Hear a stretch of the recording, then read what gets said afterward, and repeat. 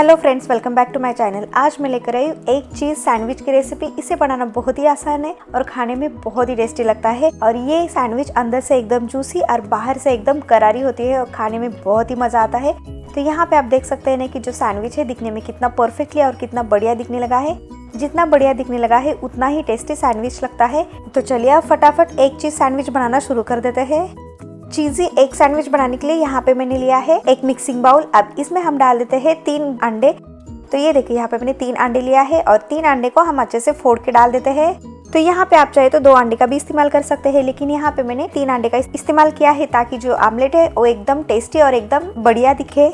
तो ये देखिए यहाँ पे मैंने 3 अंडे को अच्छे से ब्रेक करके डाल दिया है, यानी इसे अच्छे से तोड़ के डाल दिया है। अब इसी में हम बाकी की चीजों को भी ऐड कर लेते हैं। तो इसमें हम डाल देते हैं बारीक कटा हुआ टमाटर। तो यहाँ पे मैंने 1/4 कप इतना लिया है और साथ में ही डाल देते हैं 1/4 कप प्याज। तो यहाँ पे मैंने प्याज को भी बारीक कट कर लिया है। और इसके बाद हम इसमें डाल देते हैं तीखा के लिए हरी मिर्च। तो यहाँ पे मैंने 3 हरी मिर्च को बारीक चॉप कर लिया है। और टेस्टी और बढ़िया दिखने के लिए हम इसमें डाल देते हैं धनिया पत्ता। तो यहाँ पे मैंने 3 चम्मच इतना धनिया पत्ता को बारीक चॉप करके डाल दिया है। अब इसके बाद हम इसमें डाल देते हैं आधी छोटी चम्मच नमक, या फिर आप अपने टेस्ट के अकॉर्डिंग नमक डाल सकते हैं। और उसी के साथ डाल देते हैं आधी छोटी चम्मच black pepper powder. Black pepper powder डालने से बहुत ही टेस्टी और बहुत ही बढ़िया फ्लेवर आता है।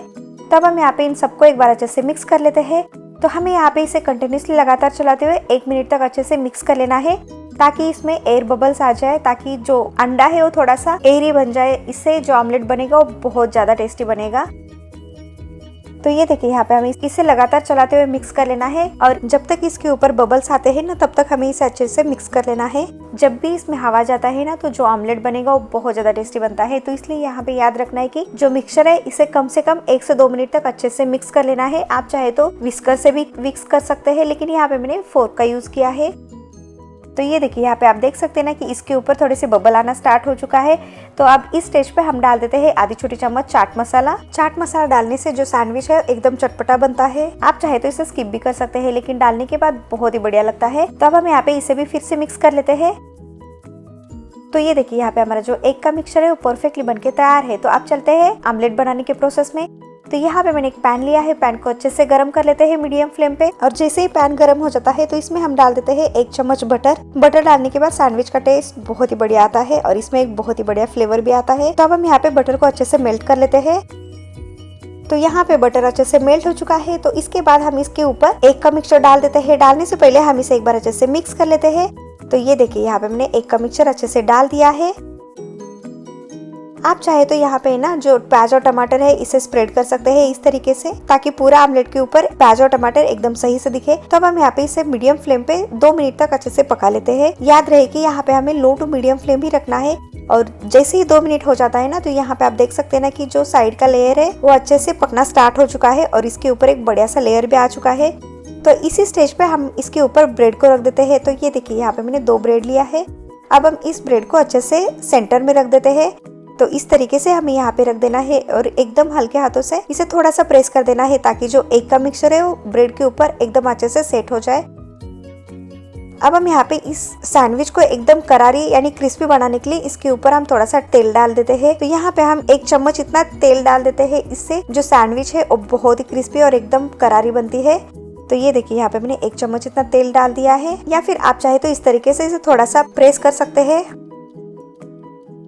तो हमें यहाँ पे इसे फिर से 2 मिनट तक अच्छे से लो टू मीडियम फ्लेम पे पका लेना है, या फिर तब तक पकाए जब तक ये जो ऊपर आमलेट का लेयर है ना, यानी जो मिक्सचर है वो थोड़ा सा दिखने में गाढ़ा दिखे, यानी सूख जाए पूरा। तो ये देखिए यहाँ पे आप देख सकते हैं ना कि यहाँ पे टोटल 3 से 4 मिनट हो चुके हैं और यहाँ पे जो आमलेट है वो बनके तैयार है। मतलब जो ऊपर का लेयर है ना वो पूरा ड्राई हो चुका है। अब इस स्टेज पे हम जो आमलेट है इसे थोड़ा सा लूज कर देते हैं, ताकि हमें इसे पलटने में एकदम आसानी हो जाए। तो ये देखिए यहाँ पे हमें इस तरीके से सारे साइड से अच्छे से इसे थोड़ा सा लूज कर लेना है। अब लूज करने के बाद हम ब्रेड के एकदम सेंटर में कड़छी को अच्छे से रख देते हैं और इसे एकदम सावधानी से पलट देते हैं। तो यहाँ पे हमें ब्रेड के एकदम सेंटर में कड़छी रख देना है, या फिर आप चाहे तो स्पैटुला से भी कर सकते हैं। तो हमें यहाँ पे याद रखना है कि एकदम ब्रेड के सेंटर में रख देना है, ताकि वो बैलेंस एकदम बराबर आता है और इसे पलटने में एकदम आसानी हो जाती है। तो ये देखिए यहाँ पे मैंने इसे एकदम परफेक्टली पलट दिया है और यहाँ पे आप देख सकते हैं ना कि एक साइड से एकदम परफेक्टली पक चुका है। तो अब हम यहाँ पे इसे फोल्ड कर लेते हैं इस तरीके से। तो ये देखिए यहाँ पे आप देख सकते हैं ना कि इस तरीके से हमें ऊपर की साइड में इसे फोल्ड कर लेना है। तो यहाँ पे मैंने दोनों साइड से इसे अच्छे से फोल्ड कर लिया है। अब हम यहाँ पे एक ब्रेड स्लाइस के ऊपर चीज को रख देते हैं। तो ये देखिए यहाँ पे मैंने चीज शीट लिया है। तो यहाँ पे मैंने 2 चीज शीट का यूज किया है। आप चाहे तो एक भी कर सकते हैं या फिर आप चीज को ग्रेट करके भी डाल सकते हैं। अब हम यहाँ पे ये दूसरे ब्रेड स्लाइस के ऊपर टमाटो के स्लाइसेस रख देते हैं। तो ये देखिए यहाँ पे मैंने इस तरीके से 2 टमाटो के स्लाइस रख दिया है और उसी के साथ यहाँ पे मैंने प्याज के स्लाइस को रख दिया है। तो यहाँ पे मैंने 2 प्याज के स्लाइस रख दिया है और थोड़ा सा अच्छा दिखने के लिए यहाँ पे मैंने थोड़ा सा धनिया पत्ता डाल दिया है। अब इसके ऊपर हम डाल देते हैं आधी छोटी चम्मच ओरिगेनो या फिर आप चाहे तो कोई भी हर्ब्स डाल सकते हैं। तो हमें यहाँ पे दोनों ब्रेड स्लाइस के ऊपर डाल देना है और साथ में ही डाल देते हैं रेड चिली फ्लेक्स और लास्ट में इसके ऊपर हम डाल देते हैं आधी छोटी चम्मच ब्लैक पेपर पाउडर। तो यहाँ पे हमें ये तीनों चीजें दोनों स्लाइस के ऊपर डाल देना है। ब्लैक पेपर डालने से बहुत ही बढ़िया फ्लेवर आता है और टेस्ट भी बहुत ही बढ़िया आता है। तो यहाँ पे ये सारी चीजें डालने के बाद अब हम यहाँ पे फोल्ड कर लेते हैं। यहाँ पे ये जो चीज स्लाइस है इसे टोमेटो स्लाइस के ऊपर डाल देते हैं और इसे हमें 2 से 3 मिनट तक अच्छे से टोस्ट कर लेना है या फिर तब तक टोस्ट करें जब तक जो ब्रेड है दिखने में एकदम क्रिस्पी और ब्राउनिश दिखे। तो अब हम यहाँ पे इसे कवर करके 1 से 2 मिनट तक पका लेते हैं ताकि जो चीज है वो भी अच्छे से मेल्ट हो जाए। तो जैसे ही 2 मिनट हो जाता है तो हम यहाँ पे पैन का ढक्कन निकाल देते हैं और इसे अच्छे से पलट देते हैं। तो ये देखिए यहाँ पे आप देख सकते हैं कि जो ब्रेड है दिखने में कितना क्रिस्पी और इसका कलर कितना बढ़िया दिखने लगा है। अब हम यहाँ पे फिर से दूसरे साइड को भी अच्छे से टोस्ट कर लेते हैं। तो हम यहाँ पे इसे कवर करके पका लेते हैं ताकि जो चीज है एकदम परफेक्टली मेल्ट हो जाए। तो यहाँ पे 2 मिनट हो जाने के बाद मैंने पैन का ढक्कन निकाल दिया है और यहाँ पे हमारे एक चीज सैंडविच बनके तैयार है। दोनों साइड से बहुत ही क्रिस्पी बना है। अब हम यहाँ पे गैस को बंद कर देते हैं और इस टेस्टी चीज सैंडविच को एक प्लेट में निकाल देते हैं। तो यहाँ पे मैं एक चॉपिंग बोर्ड लिया है। अब इस बोर्ड पे हम रख देते हैं टेस्टी एक चीज सैंडविच को और इसे हम अच्छे से कट कर लेते हैं। तो यहाँ पे मैंने इसे बीच में से कट कर लिया है। आप चाहे तो इसे डायगोनली या फिर आपको जैसे पसंद है आप उस अकॉर्डिंग कट कर सकते हैं।